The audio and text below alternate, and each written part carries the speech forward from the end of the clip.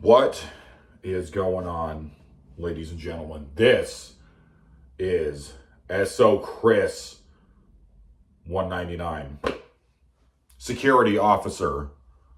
And so I got a new setup here. I'm actually in a house this time. I'm not recording these videos from my car anymore. I'm going to continue the story videos, and it's actually going to be here in my guest room. So for this one,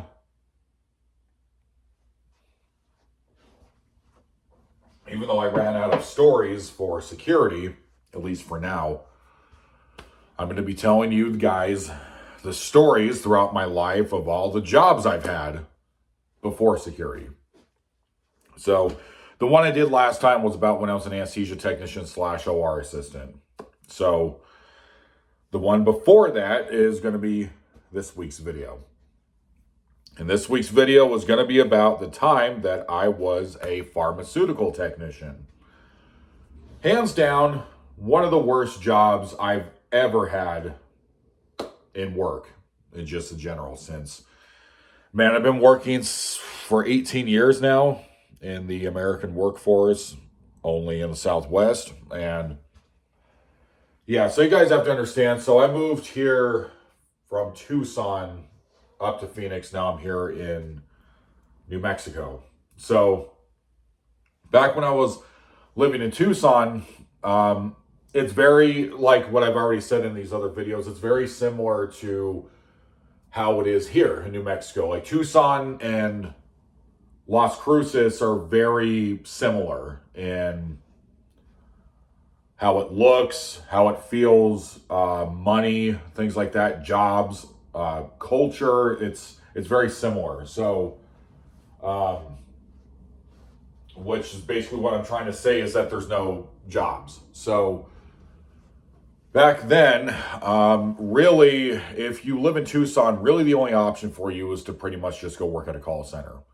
That's really all there is to offer while living in Tucson, Arizona. Very similar to here, but for some reason, there's actually not a lot of call centers here. I think here in Las Cruces, there's only one, and it's like it's a telemarketing call center where you do cold calling for CVS. Like, so it's like a medical call center, but that's the only one I'm aware of. There's like, I think Geico is here, I think, or Progressive. It's like one of those, but it's just in-house where they just send you all the equipment and then you just set everything up in your, in your trailer or your house or your apartment or whatever. So I think so. Anyways, let's continue. So I was a pharmaceutical tech, and lo and behold, it was for a call center, and I worked for Walgreens, okay? I seriously only lasted at this job for 5 weeks, maybe 6. So this was back in summer of 2017, which to me was like the worst summer ever on record. It was very difficult to get through. At the time, unfortunately, because like I said at the beginning of the video, there's no jobs, so when I was applying for different things, I actually never ended up getting another job, even though I was only like maybe putting in like one application like a day. If you do that, you're never going to find work. So you literally have to sit there and you got to fill out, like, you got to go on Indeed, and you got to go on Monster, and you got to go on USA government jobs. You got to apply for like 10 jobs a day, or you're never going to find anything. And I learned this the hard way. So because most of my life living in Tucson was actually surrounded by this all the way up until for 2.5 years I was an anesthesia technician. So anyways, being a pharmaceutical technician is not what it sounds like. The job was a fucking nightmare. So it was literally, I would say, 1 week of training, and then the rest of the 4 weeks that I was there, so the month, I ended up being on the call floor, and the job's called Convergies. So that's I guess the company that was subletting the building or whatever for you basically to work for Walgreens, but as a pharmaceutical technician, basically what you're doing is you're pretty much just taking the same calls over and over again. And even though this was only part-time work, I still could not handle the job. So the driving distance was very far. I remember that. So I remember I would have to get dressed because I remember at that job, they like sort of required you to wear like business casual clothes, which has never made sense to me because I worked at the American Red Cross call center. I worked there. That was probably the longest call center I've ever worked for because the job was like super fucking easy. But at the same time, it was really annoying. So that's going to be even all the way back even before this video. So you guys are going to have to wait a couple months for me to do that story video because that was in 2012. So in 2012 to 2013 or 14, it was like one of those. So anyways, because I worked at the Red Cross twice actually. But anyways, so in Tucson, when I got the job there, it actually took about a month and a half. I think it was like 5 or 6 weeks, which is kind of funny that you actually had to go into the government building downtown in Tucson and you had to fill out basically paperwork. And then I had to fill out another thing online and on their whatever the fuck for their job sites. And I had to basically apply to get the certificate in order to become a pharmaceutical technician. So they had to do a background check. And I think this was like a 10-year background check. And at the time, so this was 2017.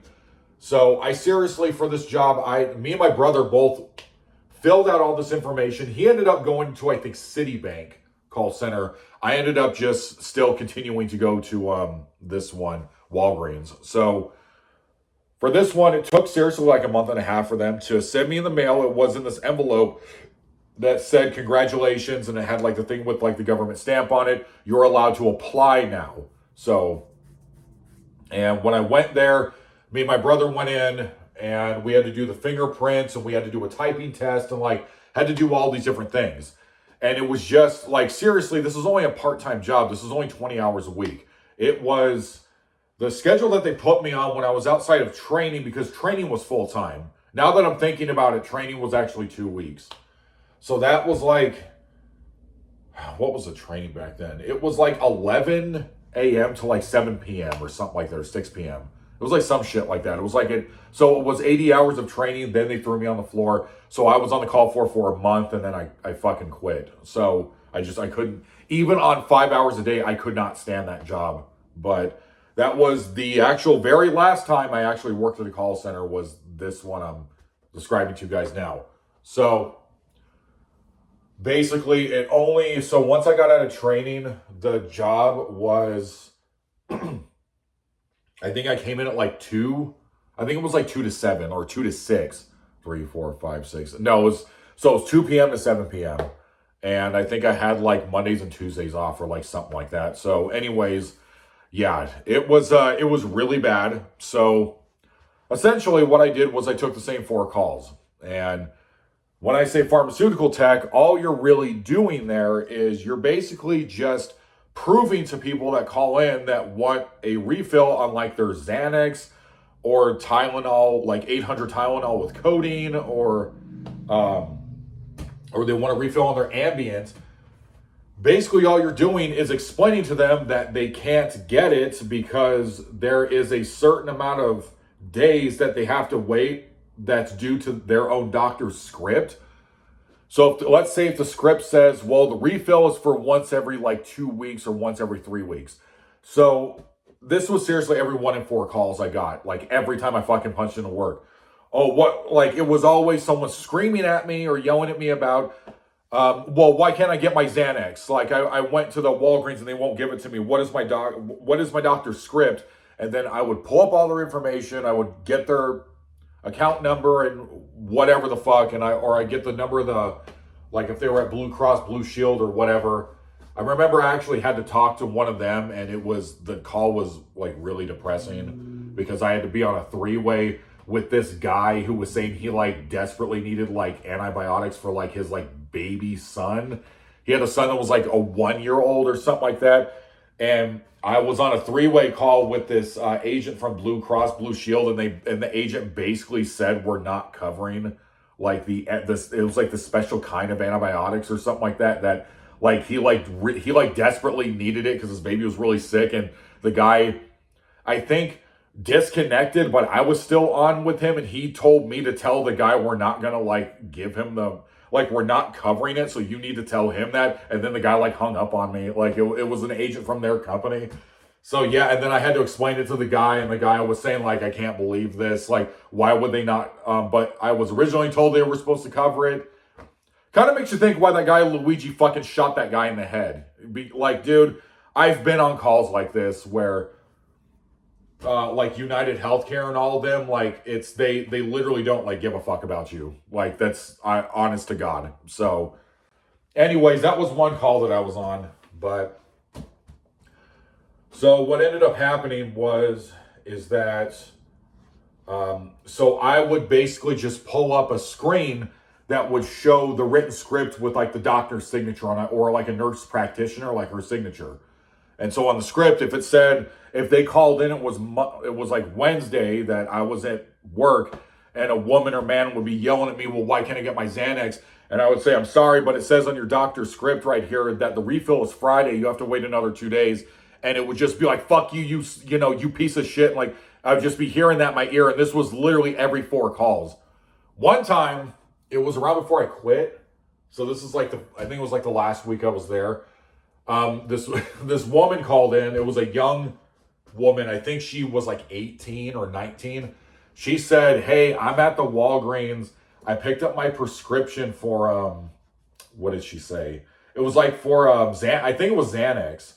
And she said, I dropped them in the parking lot. All the pills are on the ground. I don't feel comfortable putting the pills back in the bottle. Could you just go ahead and give me a whole brand new script of Xanax? And I told her, like, I cannot do that.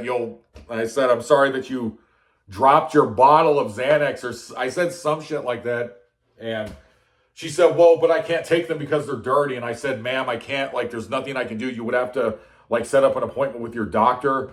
And she just kept going on and on saying, like, okay, but I need it now. And I need a whole entire refill of like 40 pills or something like that. And I kept telling her over and over again, ma'am, I'm sorry, I can't do that. And it was just, it was a lot of ridiculous calls like that.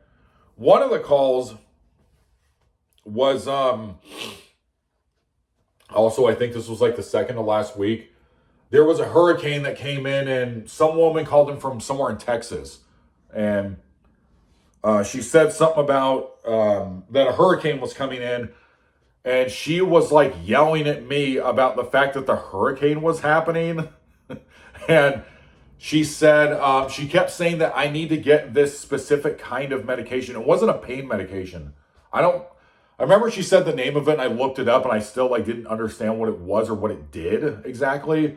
It wasn't antidepressants or anything. I don't remember, but she kept saying like, because of the storm, I can't get to the Walgreens, but she said something like, I need you to go ahead and send a representative or whoever from pharmacy's department in Walgreens to go ahead and send it to my house. And I kept telling her, we can't do that. You have to go to the actual location and go pick it up through the drive-thru or go walk inside. I kept telling her that. And she then like snapped on me saying, you don't understand, the door came off of our house, the front door, and my husband picked up the door and is nailing the door sideways onto the house. So if the door is like this, she took this part but flipped it sideways, and she was like screaming at me saying my husband is nailing it back onto the house. And then I just said like, okay, like I said, okay, well, unfortunately, ma'am, that sounds unfortunate. I said some shit like that.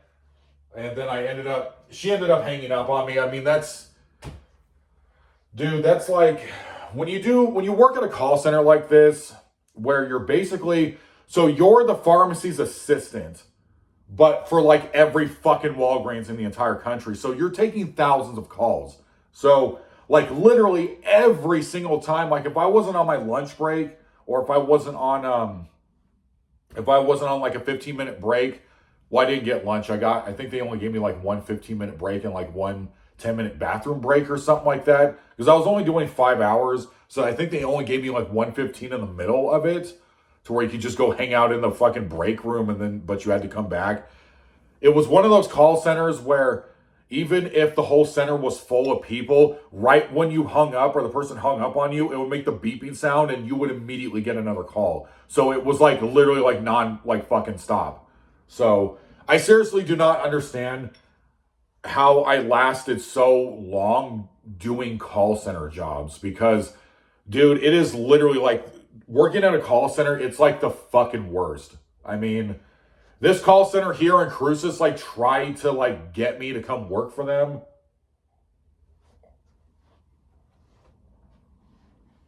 And she said, okay, so we're going to go ahead and set you up with $12.60 an hour. We're going to have you 2 weeks of training, and then we're going to throw you on basically throw you to the wolves is what, it's like a common catchphrase in call centers. Like, we're going to throw you to the wolves because like they expect you to start taking calls, but you still don't really like know what you're doing. So anyways, yeah. So once that happens, okay, now you're just going to be taking calls for CVS and you're going to be setting up appointments for like elderly people and stuff like that. And I was just thinking to myself, like, dude, I'm praying to God that like this woman is like fucking with me. But anyways, so I went through the 2 weeks of training. And I think my last day was like on a Saturday. And then so the training itself was really it was pretty easy. I mean, I remember that there was like a teenage guy. I mean, he wasn't a teenager. I think it was like 18. But I remember he used to bring those fidget spinners to class back then in 2017 when like those were like popular. So I remember he would like bring those to class and like as like we would be like going over the stuff, he'd be holding it as it like would be spinning. Like when we were like, you know, looking at whatever the fuck we're supposed to look at for Walgreens. Like to help out the pharmacist. So anyways, I remember the woman that trained me. She literally sounded like, and I know I have I put up a short. So if you guys want to look that up on this channel, I did a little short about the woman who was my trainer. She like literally sounded, it was a young woman, maybe like around my age at the time. So I'm thinking she was probably in her like maybe late 20s. Hispanic woman she had like dark black hair and she was like really skinny. And I remember when she talked, she sounded exactly like Ray Romano. So like from Everybody Loves Raymond. So anyways, we got the training and the training obviously was like not good enough. So when we got thrown to the call floor, I remember that one of the guys who ended up being like sort of my supervisor, but it was one of those things. For the people out there that work at call centers, you know what I'm talking about. Right when they rush you out of training, but they don't have a team to put you on, because usually like at call centers, they're broken up into teams. At least that's how it is for the Southwest. That when you're broken up into teams, there's at times where they don't know where to put you because they don't really have like a computer or like a space, like a desk available for you. So they just put you in a random place in the call center. That's basically what they did with me, but it ended up being a whole fucking month. Because I was supposed to go on someone's team, but I ended up only talking to like the main supervisor or like, I think it was like the general manager. Pretty much the whole time I was done with training. And this guy, I remember it was like the second day that I was like off training and on the calls. And I seriously, the numbers they kept giving me, like to try to log into the computer, like it didn't work. And I remember it seriously took like an hour. I just kept trying to put it in over and over again. And then the guy told me to wait. So then when I ended up coming back, like to my seat and he came over like, and it had been like an hour and a half, even though he told me to wait, he blamed me for waiting. Like, because he said, well, I gave you the information to like punch in and I kept telling him, but it's not, I was like showing him it's not working. I can't log in. And then, so he said, I remember he was like a big fat, like white guy with like circular glasses. I mean, I think he was androgynous or something like that, but he ended up coming over and he said something like, well, he was like, if this happens again, I'm going to have to give you a write-up. Like even though like it wasn't my fault. That's call centers. It's just fucking stupid shit. So anyways, because, you know, the supervisors are just on the same wavelength as the regular call center agents. Like everyone's expendable at those kind of jobs. Like it's literally like I think it's like at 99.9% that anyone who gets a call center job is going to quit or get fired within the first 6 months of being there. That's just, dude, that's normal. So, yeah, the trainer's assistant was actually a pretty cool guy.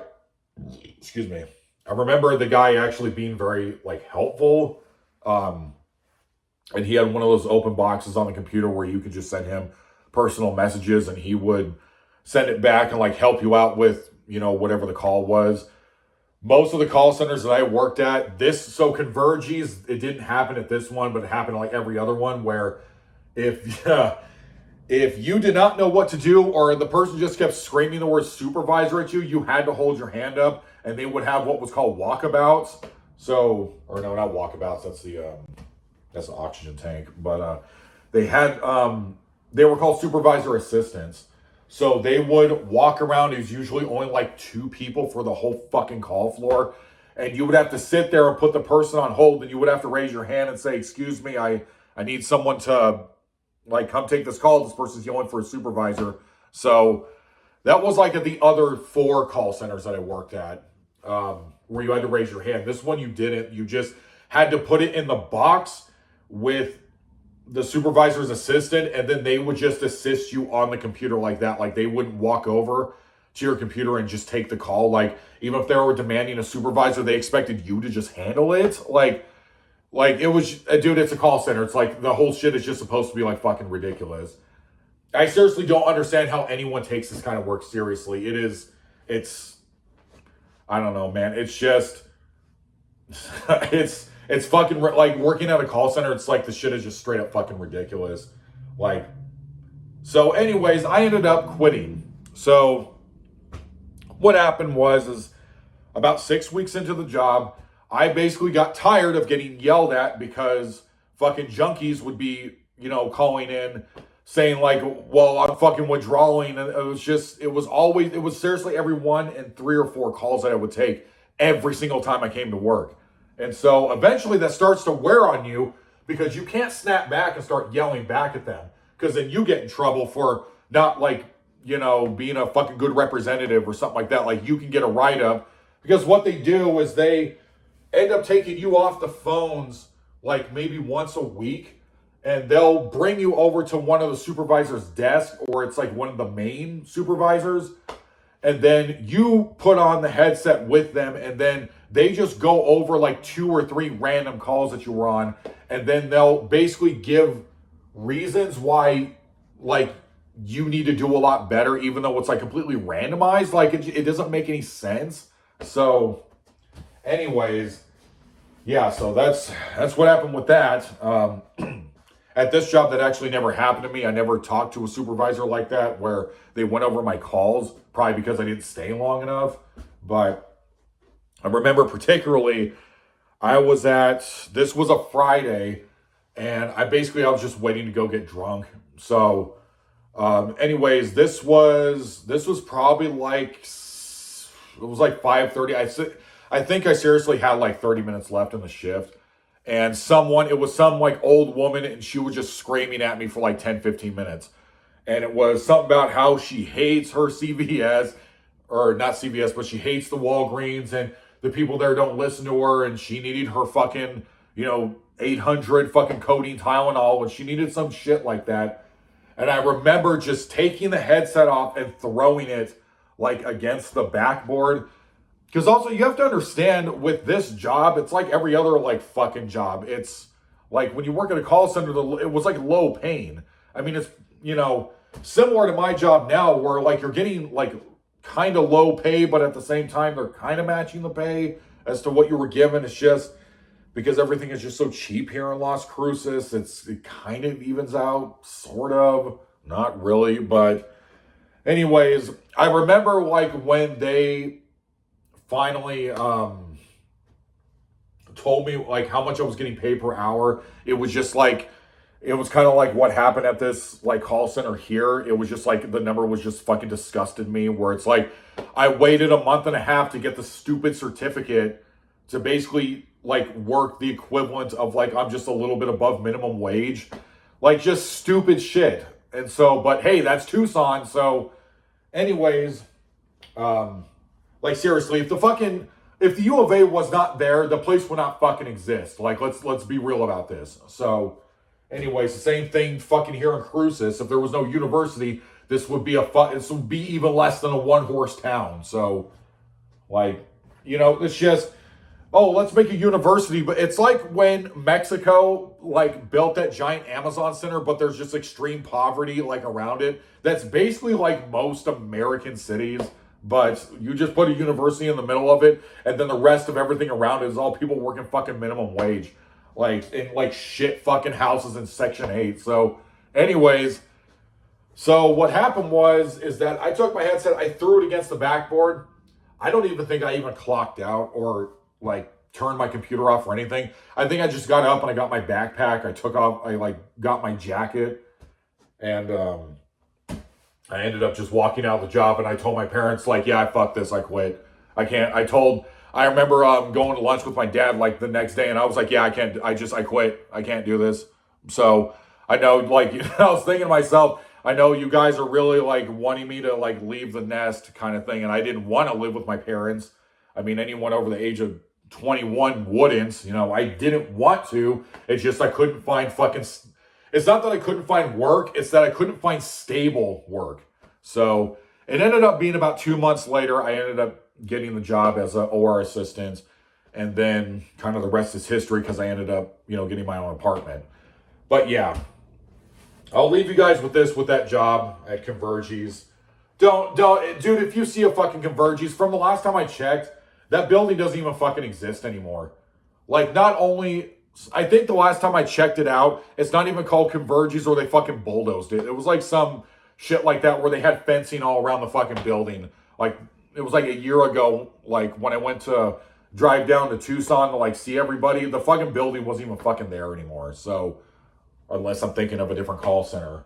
Guess, like, they all kind of just blended together. But anyways, I'll leave you with this. There was a woman there who was basically an assistant supervisor, and then there was a supervisor there. And so I clocked out for like 10 minutes because I had to use the bathroom. This was like 2 weeks into being on the call floor. This woman was mad ugly.